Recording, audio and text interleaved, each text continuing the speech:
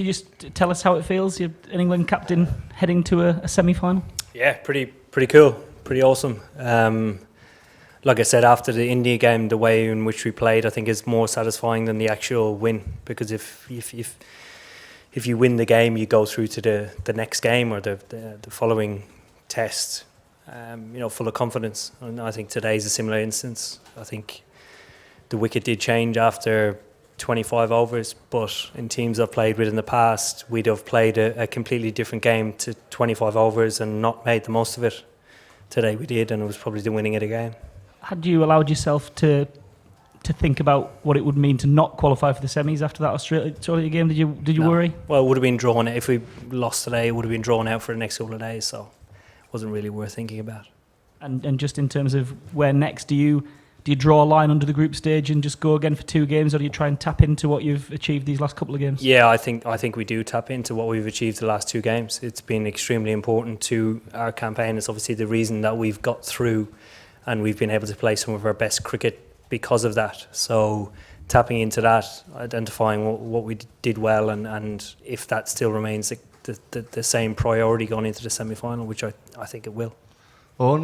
Jason Roy and Johnny Bairstow have the highest average of any ODI partnership that's had 30 innings by 15 runs, but also the highest strike rates of any ODI openers in history. How impressive is it that they're able to marry those 2 things? Because it's almost ripping up everything we know about one-day cricket, I guess. Yeah, it's brilliant to play with, really. If their average wasn't as high and it was actually down, their strike rate was still the same, the manner in which they played is the most important, because we bat all the way down. We're not asking guys to average 50 and strike it at 120. That's unrealistic. But pushing the ceiling as to what guys would normally do was part of the process in which we've gone through probably the first 2 years of the 4-year cycle. But looking at where the guys are at now, it's incredible, really, the talent that they possess and actually what they can achieve on a consistent basis. And just one last quick one. For games like these and the semi-finals, how much does that put a calmness through the dressing room when you're watching them out there, and then kind of does it just ease everybody a little bit? It's not really calm, it's more excitement. Yeah. It is. Guys are buzzing, laughing, smiling at how ridiculous some of the shots the 2 guys are playing. Good balls being hit for 4 or 6, how difficult they are to bowl at.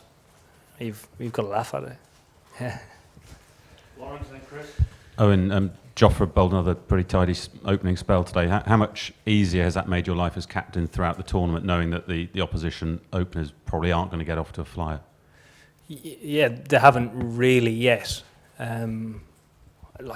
Obviously that can change, and I think having that sort of objective perspective on things is important, because you can take the 2 guys for granted and they can take their position for granted, but I don't think they are.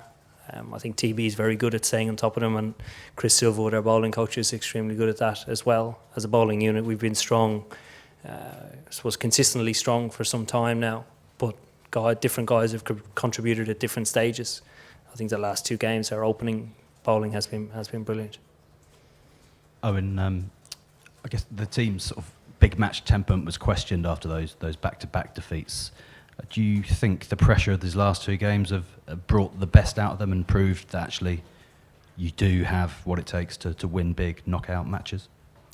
Yeah, I think we sort of knew that coming into the tournament. The difficult challenge in applying that to World Cup games is that it's just a one-off game. It lends itself more so for you to be, whatever the way you play, it should be the extremity of that on the day, because you don't get another chance. And it's taken us time to get to grips with that. That we do stick to our mantra the whole time and not actually be cagey or desperate or anything in those sort of regards. It doesn't work for us, and it won't win us the World Cup. So, yeah. Will and Dave. Eoin, you've got a semi-final at Edgbaston now where England haven't lost in 10 matches across formats. Does that mean anything? And is this where you hope that home advantage could really kick in? Yeah, it's a place that we really like playing.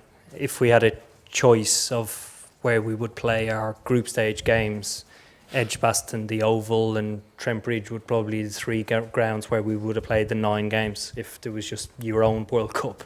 So it is comforting that we are going to one of those 3 grounds. Eoin, what did you make of Woody's run out? And are they the sort of moments you need if you're going to win a World Cup? Yeah, it's a hell of a lot of luck. And to run, Kane out is a massive bonus. He's a difficult guy to get out. He's obviously been their leading run scorer and one of the leading run scorers in the tournament. So that was a lot of luck, yeah. You all seem to enjoy Johnny's celebration. Can you shed any light on what that was about? Johnny's going to have to explain that to himself.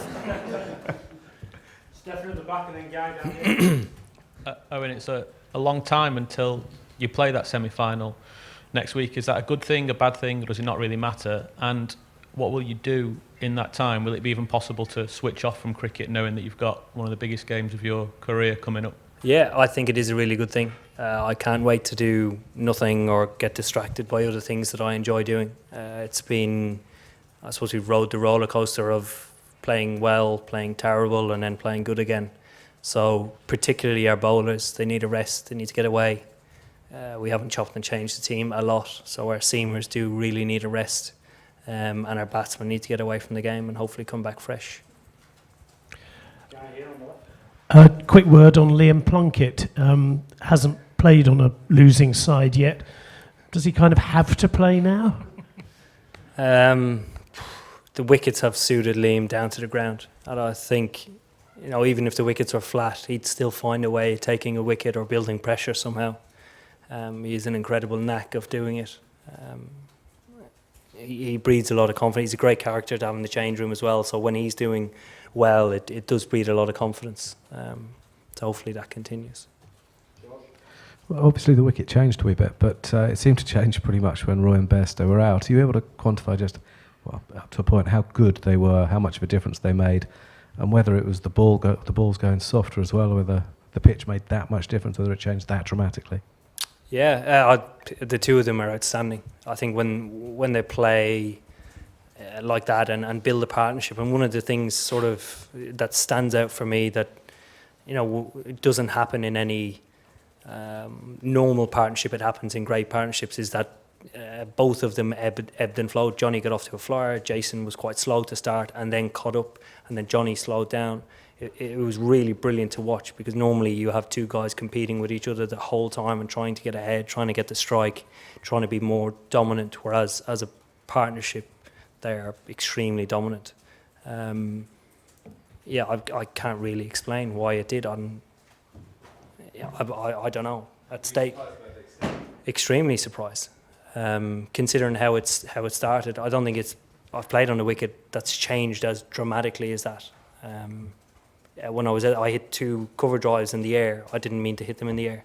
I tried to keep them along the ground. One went for 4 and the other I got out to. So it was, Couple more just down here.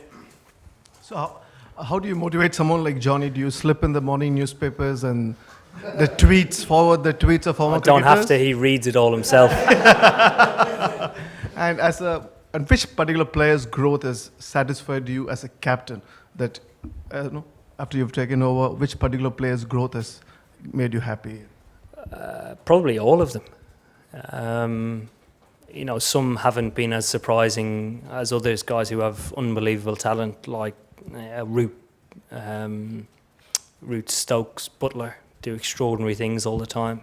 Guys who have come in at the start of this 4-year cycle and where they are now are truly some of the best players in the world. Jason Roy and Johnny are some of those players, and probably that in that short space of time, it's been great to play with those guys and watch their journey. And you've been a part of the England team for a long time now. This team has explosive openers, fast bowlers who are really quick. Is this the best ODI side, ODI side that you've been a part of? Would you say that? Yeah, by a stretch, by a long, long way. Last one, Julian. Yeah, just going back to the pitches, are you slightly concerned that the toss is becoming a bit too important in this tournament? Teams are batting first and the services seem to get worse quite considerably for the teams who bat second. Yeah, before the tournament started, I thought that might be a trend, the toss, being a huge deciding factor in the game. But I actually thought it would have been the other way around. I thought the ball might have swung a bit more if conditions were cloudy or there was a bit of rain around, and everybody would have bowled first and chased.